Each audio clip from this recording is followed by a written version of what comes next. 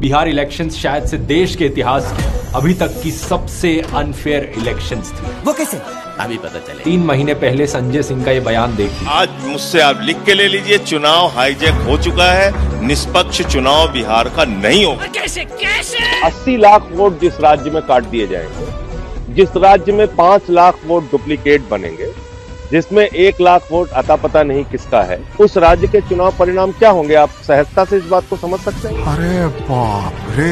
वो जानते थे कि ये इलेक्शंस किसी भी एंगल से फेयर नहीं होने वाले हैं। इस पोजीशन पार्टीज को इन इलेक्शंस को बॉयकॉट कर देना चाहिए। ये बड़ी अच्छी बात कही है। सैकड़ों ऐसे उदाहरण सामने आए जहां पर जिन वोटर्स ने पहले ही वोट कर दिया है बाकी राज्यों में, वो बिहार में भी वोट कर। सोचकर देखो, अगर इतने सारे उदाहरण हमें पब्लिकली ही मिल रहे हैं तो ऐसे कितने अनजान बीजेपी के वर्कर्स हैं जो अलग अलग राज्यों में जाके हर जगह वोट डालते हैं। ये खेला है। इलेक्शन कमीशन बिल्कुल चुप है इस चीज पर। और बिहार में डुप्लीकेट वोटर्स को हटाने के लिए तो इन्होंने SIR भी शुरू किया था, लेकिन वो करने के बाद भी ये डुप्लीकेट वोटर्स कैसे रह गए? यही नहीं, अभी और सुनिए। इलेक्शन कमिश्नर ज्ञानेश कुमार ने 24 जून 2025 को बिहार में SIR का ऐलान किया था और इसके एक ही दिन बाद 25 जून को उनके दामाद मनीष बंसल को सहारनपुर का DM अपॉइंट कर दिया जाता है। इसी तरीके से एक ही महीने बाद जुलाई में ज्ञानेश कुमार की बेटी मेधा रूपम को नोएडा का DM बना दिया जाता है। यह उत्तर प्रदेश में सबसे ज्यादा डिमांड में रहने वाली पोस्ट है। मेधा नोएडा की पहली महिला DM तक बन जाती है। कुछ समझे दया? अब आप बताओ दोस्तों, क्या ये सिर्फ कोइंसिडेंस है या फिर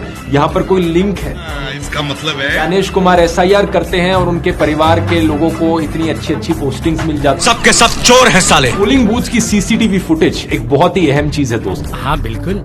इस फुटेज के जरिए साफ देखा जा सकता है कि सच में किसी इंसान ने 2 जगह पर वोट डाला है या नहीं, किसी ने किसी और के नाम पर वोट डाला है या नहीं, कितने लोग एक पोलिंग बूथ में आ रहे हैं दिन में, क्या उसका नंबर सही से रिकॉर्ड किया जा रहा है या नहीं। लेकिन इलेक्शन कमीशन सीधे तौर पर इस CCTV फुटेज को छुपाना चाहता है। मैं नहीं दिखाऊंगा। कोर्ट ने आदेश दिया था CCTV फुटेज को देने के लिए, लेकिन इन्होंने जाकर रूल्स ही बदल डाले। CCTV फुटेज नहीं मिलेगी, हमारी प्राइवेसी का सवाल है। इसको कहीं तो देखा है। और ये तक कह दिया कि कोई कोर्ट इलेक्शन कमीशन ऐसा करने का आदेश नहीं दे सकता। ये भैया वो पोलिंग बूथ था कि ओयो होटल है? इस तरीके से इलेक्शन कमीशन बीजेपी को फेवर करता है, इसका एक पूरा पैटर्न सामने आता है। आप हिंदुस्तान के संविधान की हत्या में शामिल हो और वोट चोरों की आप मदद कर रहे हैं। भक्तजनों ऐसे कहेंगे कि अगर इतना ही सबूत दिखाना आ रहा है, वोट चोरी को लेकर केस क्यों नहीं कर देते इलेक्शन कमिश्नर? सही पकड़े हैं। है कि इस चीज में भी रूल बदल डाले मोदी सरकार ने। क्या?